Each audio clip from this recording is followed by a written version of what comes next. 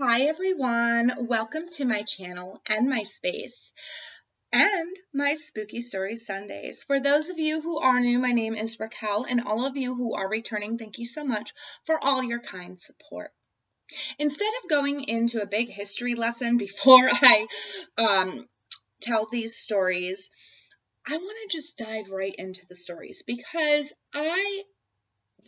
in my research of this one topic, I found tons of creepy stories. So this might be a long Creepy Story Sunday video, but let's get right into it.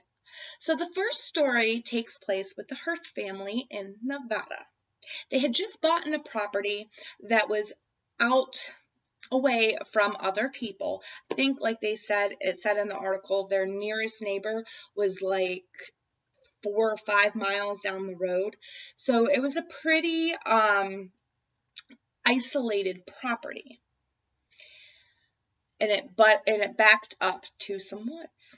Well, after a couple of months of being there, they had heard some weird things going on in the woods, some screeches and stuff like that, which they attributed to maybe coyotes or bobcats. Now, they had this party, this family reunion type / housewarming party going on for most of the day, and as dusk started to fall, they heard a creepy noise come from the woods. Everybody in this party heard it. So the parents started getting a little worried, and they're like, well, it's starting to get dusk. Let's take this party inside in case that was like a coyote or a bobcat or a mountain lion or something like that. So they're starting to round up the kids. There's like 20 kids at this party, and they're starting to round them up to bring them inside. Now, I can go to test when you're in a party and you are calling in the kids and you have your own kids, you kind of figure that your own kids are coming in, that you are, that they are getting the gist. So 2 of these brothers, Mike and Jim, they did not go with the other kids into the house. Instead, they were curious about the noise and they walked towards the edge of the woods. That's when they heard their names called to them by their uncle, but their uncle was in the woods. And he said, boys, I found the animal. Come see. And the way that he said it, Mike said that it sent chills through him. It didn't sound, even though the voice had the voice of his uncle, he could tell there was something off about it. Now, Mike was freaked out and he tried to get Jim to go back to the house, but Jim was like, this is our uncle. You're being crazy. So Jim went off into the woods following the uncle. Mike knew something was wrong, so he ran back to the house. And as he's running up to the house, he sees the uncle that was trying to lure them into the woods. Only this was his uncle. And he started screaming. He's like, Jim followed somebody into the woods. It was supposed to be you. I thought you were just in the woods. And he's like, I was never in the woods. So all the parents are now freaked out, thinking that the kid was abducted. They grab guns and they all go into the woods to try to find him. What they hear is screaming. They hear, screeching, that same animal noise. And they see Jim flying towards them. He said that he followed his uncle into the woods, and what had happened was his uncle changed and morphed into this big wolf-like being and tried to attack him. He outran him. So the adults, they got their shotguns and they're looking around or whatever because Jim is scared. So they couple of the adults take him back, and then a couple of the other adults stay in the woods hunting, looking for this creature, whatever it was. Well, that night, after all was said and done, the cops were called. They're thinking, well, maybe it was, a person, and something happened to Jim, and he's just terrified over this, and his mind made this up. So they called the local sheriff's department to come out and check this out. And the local sheriff's department came out to take their statements, but wouldn't go in the woods, would not go in the woods looking. They said that it was probably just an animal that spooked him, and it was probably one of the other partygoers. Okay, so the party disbands, people start leaving, but Jim and Mike were they were the boys that lived there. Okay, they were the boys that lived in that house. They went to bed that night, and as they're sleeping, they hear their names in their uncle's voice being called from right outside their window. They hear little tapping. Mike, Jim, let me in. Mike, Jim, let me in. The boys said that they were so scared that they put the covers over their head and they would not answer that window. The next morning came around, and when they went outside to check, there was these claw marks or paw marks in the ground. But they were like diagonal, like it was an animal that stood up on its two legs. After that, they would hear this same thing happen over and over again through a course of a couple of months. One of Mike's friends was a Navajo Indian, and he proceeded to tell the Navajo, his friend, the Navajo Indian, that what had happened. And the Navajo Indian said, "You have just encountered a Skinwalker." Said the only way you can kill them is by calling them by their first name. He proceeded to tell Mike all about how the Navajo legend of the Skinwalkers usually only target Navajo people, the ones with magic and of the earth in their blood. That's how he described it. You see, Mike and Jim did not know it, but they were part Navajo. So they tell their mom and their parents about it, about the Skinwalker and stuff like that. And their parents did not believe them until their parents had an encounter. It was actually the dad. One night he was outside and he was doing his, nightly routine in the garage. And as he was shutting off the light to leave to go into the house, he saw what he thought was his wife at the edge of the woods. And wondering why his wife was at the edge of the woods, he walked up to her and called her name. She turned around and she smiled at him and she said, "Harry,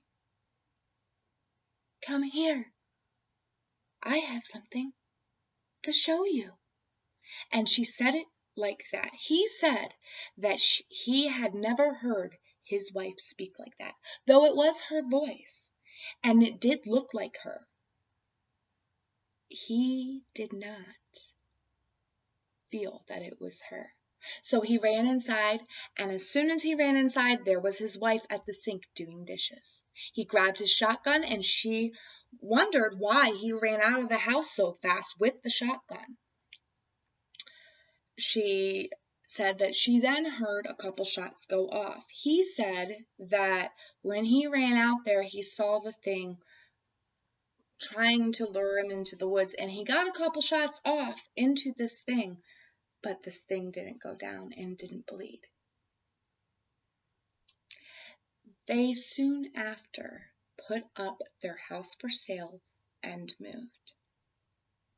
So that is the first story that I came across online about the Skinwalkers and the Navajo legends. There's many Native American tribes that have that talk and speak of similar creatures.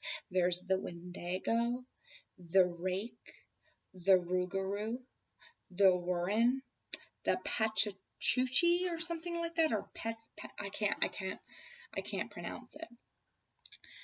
But all these creatures have similar eerie features to them, luring people away in order to eat, consume their souls. The Hopi, the Apache, the Patchouli, the Navajo, the Oneida, the Cherokee, and I'm sure there's more Native American tribes out there, and I'm sorry if I butchered any one of those names, but they all have their legends. And if you think about it, they were first here before the white man came over. The land is in their blood. The land is in their bones. They live on the land. They live in connection with nature. And if their tales warn you of certain things or certain creatures in the woods, isn't it safe to say that it could be true? So here's another one that I came across, and this is a very wide known one. I think YouTube has, I think there's been a couple of other people that have told this story on YouTube. So if you've already heard this before, I'm sorry. But I came across Frances's story. Now, Frances, she lived in Arizona, but she was originally from Wyoming, but her family moved down to Arizona. And when she was 20 in 1982 or 83, I'm not completely sure what year it was, her and her family wanted to travel back to Wyoming for a family reunion. So, the trip there was fine. However, the return trip was something to be, yeah. So, the course that they took was Route 163 through the Navajo Indian Reservation, through the town of, I hope I'm pronouncing this right, it's called Cayeneta, something like that. I hope I didn't just butcher that. So like I said, the trip there was uneventful, but the trip back was the spooky one. And I'm getting just goosebumps remembering this story. So as they're driving, it's a clear night, it's nice. They have one of those trucks that, has a cab and then a bed.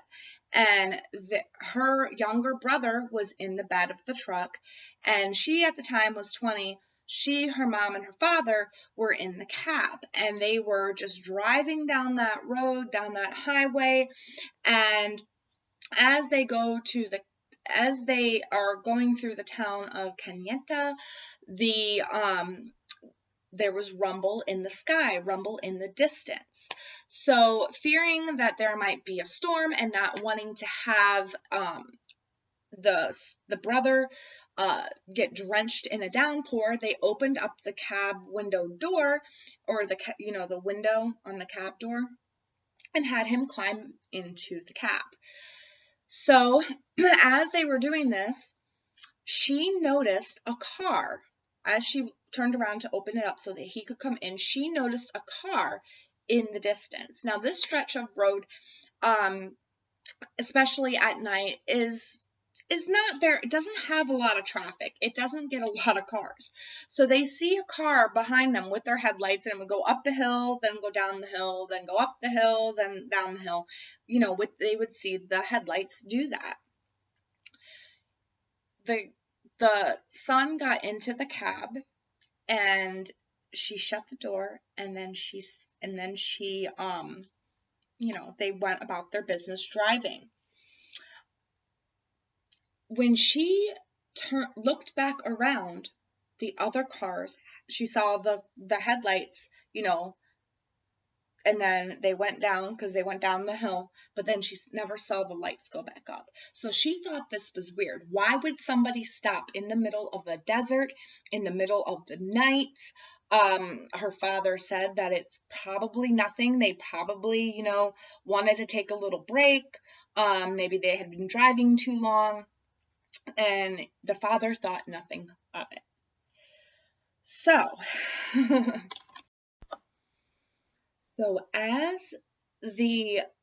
when she noticed that the lights had completely gone, that the other car had completely gone, the atmosphere around them had completely changed. The truck kind of started to slow down. She said that it felt like time itself was slowing down. There was a curve in the road up ahead of them, and her father slowed the truck to go around the curve, but there was a ditch on the other side of the curve. And she said that she didn't understand what was going on. All of a sudden, she went to lock her door, and she held on. She turned herself and braced herself against her brother and held on to the door. She said that she doesn't know why she instinctively did this, but she did this. She just did this. Then all of a sudden, her father screamed, "Jesus Christ, what the is that?" All of a sudden, this humanoid-like thing leapt out of the ditch and into the middle of the road in front of their car. They swerved around it. Their mother was screaming. The brother was crying. The thing looked beastly, and it had clothes on. She said that it had a flannel on and jeans, but it looked like a man, but it was like 7 feet tall, and it was kind of like distorted and like crinkled, and it looked beastly. A few nights later, when, you know, they arrived home, and then a few nights later at 11 p.m., she was in her little brother's room helping him get ready for bed, reading the story, and she heard drumming coming from outside. She looked out the window at her yard, and her yard had this wooden fence, and she said she saw tall people on the other side of this fence. There were 3 to 4 of them, and they were trying to crawl over the fence, but they couldn't quite get it, and the drum beats got louder and louder and louder and louder. I'm sorry. I'm just like, I'm getting a chill because I did have a dream about drum beats, so it's kind of, I mean, imagine that. You're looking out, you're hearing this ancient drum beat, and you look out and you see these creepy, tall things trying to crawl over your fence. Her Navajo friend came out to her house the next day, because after this had happened, the things never quite made it over the fence. The drumming had apparently stopped. They did not get attacked, but her Navajo friend came out the next day upon hearing what had happened, and she searched the grounds and the property, and she said, "It's really weird. Skinwalkers usually don't attack anybody but those of Navajo descent." She said that her except her parents' lineage was a strong, powerful lineage. If you are a person that is not of Navajo descent, but you have a strong, powerful lineage, apparently they want that power. Apparently they want to suck that power from you. Her mother was of Japanese descent, and her father was a Vietnam War vet. So she apparently had some Japanese protection put around her and around her property, as her friend noted that there was a protection around her family, and that's why these men or these skinwalker things could not get over the fence to attack her, because she had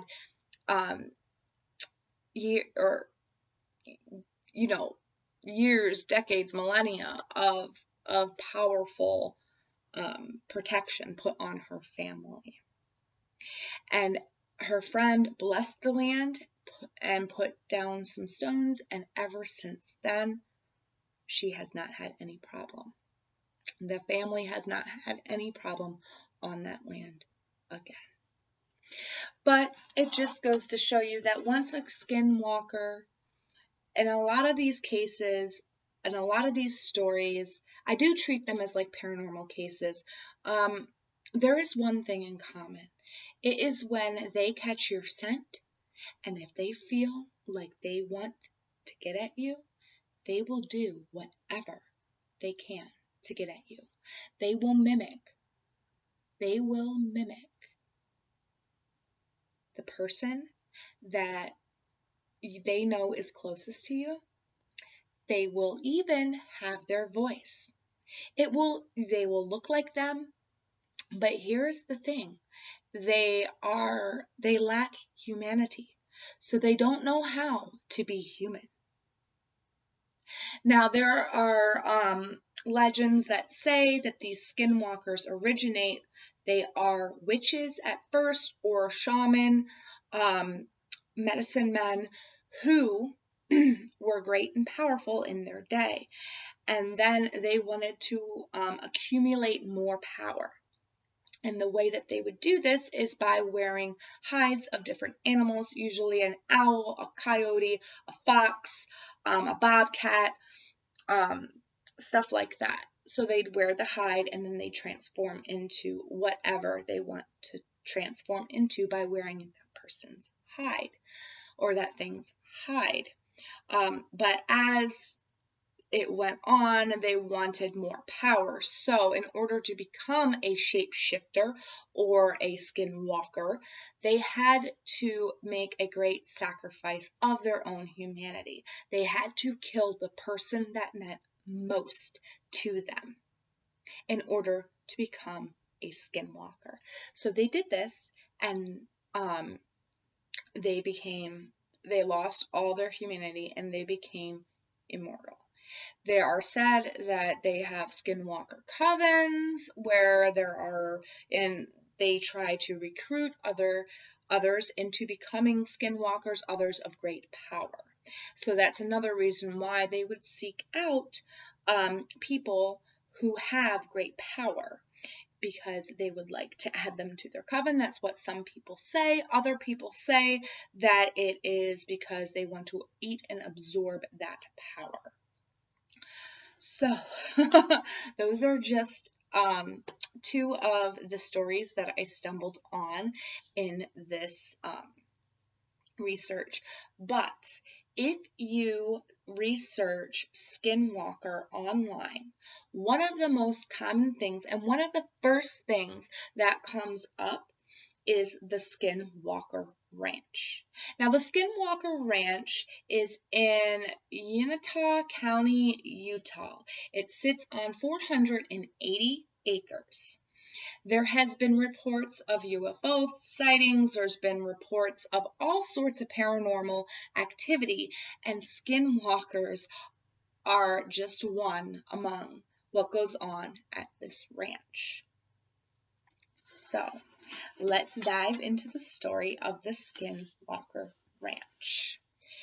In 1994, Terry and Gwen Sherman bought the property. They wanted to have a cattle ranch. I've heard this story told twice, so there are two. I'm not sure which one is true and which one is false, so I'm just going to give them both. When they first bought the property, it is said that Terry noticed a wolf in the pasture, but this wolf wasn't like any other wolf. Or coyote. It wasn't like any other coyote. It was like double the size of a coyote, and it looked just crooked and wrong. And it was going after a calf, and he took out his shotgun and he shot it. He shot at the thing, he hit the thing, and the thing kept going. The thing did not bleed. He kept shooting, and the thing took off into the woods with the calf. And he said when he went to the site to see where, all this occurred, there was no blood left behind. Now, there is another instance or another account that says that he had his dogs out one night and they were going into the woods to hunt or something like that. And then there was a coyote and it was trying to chase its dogs, and he shot at it, and it wouldn't bleed. So I'm not sure which one of those is right, or maybe both of them happened. But, that's was like supposed to be the first account that, they had there. Then the family would go on to experience other paranormal things, voices coming from the woods. They would see things in their home, things that like they would place something, or they would have a box full of stuff, and then all of a sudden the box would be gone, or all of a sudden the contents would be strewed about on their floor. They had objects being moved from here to there. They had cattle, numerous cattle go missing. They also had, would see strange lights in the sky. They would hear voices and see things in the home. They would also see their sons, their daughters, their son or daughter, see them in the house, but it wouldn't be their son or daughter. Things like this happened constantly at that ranch. And it got the family so scared that they would sleep in one room together. They ended up selling their property in 1996 to Robert Bigelow, who was the founder of I have to look down at this. The founder of the National Institute for Discovery Science. And it was a privately funded research organization of ufology and the paranormal. So he knew what he was getting into when he bought this ranch. And he would go on for years and years studying things there. There is actually a book written by one of his associates on this. I have the link in the description box below, as well as my other resources that I get when I research these scary things. But, so one of them, Colum, I believe his name is Colum Kelleher, he spotted a humanoid, animalistic looking thing up in the tree at the one end of the property, and it had yellow eyes. That's another thing. These things are known to have either bright yellow eyes, or bright red eyes. He shot at it and it fled, and this happened on March 12, 1997. So this is just one of Colum's accounts. There are many more other accounts of his and what he found on that ranch in the book. I haven't read it yet. I cannot wait to read it because it is in my cart. So I would like to read that. But the ranch was sold in 2016. to a company called the Adamantium Adamantium, I don't know if I pronounced that right, Holdings, for $4.5 million. Now the research there is more secretive than ever. It is said that they walk the property. It's much like an Area 51 where they will not let people in. It's not government owned, so I'm not sure how all that is, I'm not sure how accurate all that is, but it's creepy. There has also been sightings of skinwalkers in the Superstitious Mountains in Arizona as well. People have reported going into the mountains and seeing crazy humanoid creatures. Some say that they see reptilian creatures in the Superstitious Mountains. But if you don't know what the Superstitious Mountains are, it is a mountain range in Arizona that creates its own weather for one, but it's a series of different mountain ranges in kind of like a caldera, I believe. And there has been, there's so many legends around that mountain range about finding gold and, about crystal skulls being hidden there and crazy creatures, UFOs, all sorts of stuff within that mountain range. So it wouldn't surprise me that if skinwalkers were linked to that as well.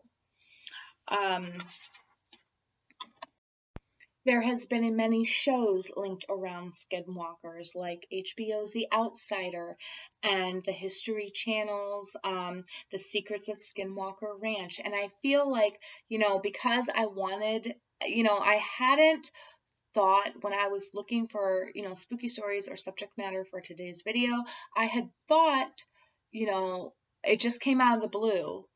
To do it about skinwalkers. I hadn't watched any of these shows prior. I hadn't, really dug into it. So when I did dig into it and I saw Skinwalker Ranch and that was all that kept popping up in the searches, it made me, sit back and think, what is going on here? And then also, the History Channel's video popped up. When I was searching on YouTube, the little snippets of the Skinwalker Ranch. So they do have that here on YouTube. The History Channel has it here on YouTube. So if you want, go ahead and take a gander at that. But okay, so with skinwalkers, mind control and immobilization, they often do this. It is said that if you look a skinwalker in the eye, you give up your power to the skinwalker. They are then able to immobilize you and feed off your fear. It is also said that you should never invite one into your house, that if you invite them into your house, then much like the vampire, they can come in anytime that they want. Like I said, these are all supernatural myths. Believe them if you must, or believe them if you don't.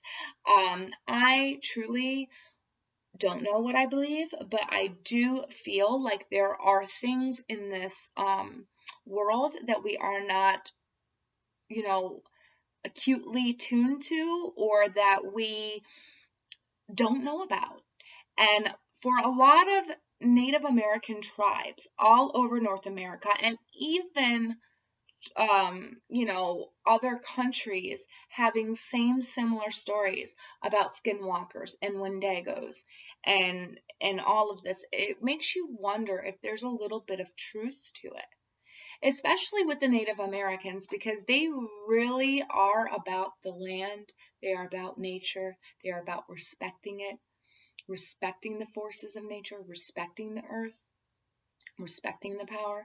I've also heard other stories of where Native American tribes would call on the skinwalker or the wendigo to help protect their land, and in order to do this, they had to do a great sacrifice in order to have this creature about to protect their land. But eventually the creature turned on them and now attacks them because they they tried to control it but couldn't, or something like that. I read somewhere, I'm not entirely sure or accurate. I don't know if that is what what was going down, but if you do know, if you are Native American and you have heard tales, please let me know in the comment section below. There is also this thing where a lot of Native Americans will not speak about it, especially the Navajo. They believe that if you speak of skinwalkers, then you are then calling them to you. So it is very frowned upon, or not done in the Navajo Nation. They do warn their people not to go out at night, not to leave after dark, to stay indoors, and to not let things in when it's rapping at your window. It is said the only way that you can kill these things is by knowing the skinwalker's real name, the name that he was when he or she was alive, before they became a skinwalker, is to call them by that name or kill them with a bullet or arrow that has white ash on the tip. Some people wonder if they are not indeed just aliens that are connected to the Native American culture. But there is differences between the skinwalker and the Wendigo. The skinwalker, they stalk, they observe, so that they can mimic who's in your group, so that they can mimic who you know, so that they know what to say, so that they know the person's voice, they know how they look. But there is one way to know if it's a skinwalker or not. You can feel just by the way that it talks that it is not your friend, it is not your family member, it is indeed a skinwalker, because they are said to be unhuman. They have no humanity left in them. So when they speak, it's almost robotic, not so emotional. Their goal is to stalk, observe, infiltrate the group, so it can then feed off of everybody in that group. Hikers have talked about, there have been crazy, creepy story tales of hikers going into the woods, of campers, and their friend calling them a certain way but they head back to camp and their friend is at camp. So just the fact that they can mimic people that you know to lure you away from the group, to ultimately kill you and take your power, is creepy then in of itself. The Wendigo is said to be a spirit, and if somebody turns cannibal, the Wendigo spirit will then enter the cannibal. So they are it's totally different from the skinwalker. Skinwalkers start off human, and they sacrifice somebody that they care about to have this power, to become this, shape-shifting, being that can turn into any animal, whether it's an animal or it's human. Any animal. We are animals. But the Wendigo is said to only inhabit cannibals. I don't know. I kind of want to do a Wendigo one. But those are my stories that I found online. Those are, one that is not so popular, and then the other two are very popular. But I hope that this gave you a little of a spooky chill for this Spooky Story Sunday. And if you are Native American, I hope I didn't butcher this right. I tried to do my research before I did this. Like I said, I've been researching this subject all week. So, let me know, have you had any encounters with a Skinwalker or a Wendigo? Let me know in the comment section below. Until next Sunday, thank you so much for stopping by. If you like this content, if it spooked you a little bit, hit that subscribe button. Let me know. And I hope you all have a safe and wonderful week. Please stay kind to each other, and I will see you in my next Spooky Story Sundays video. Bye.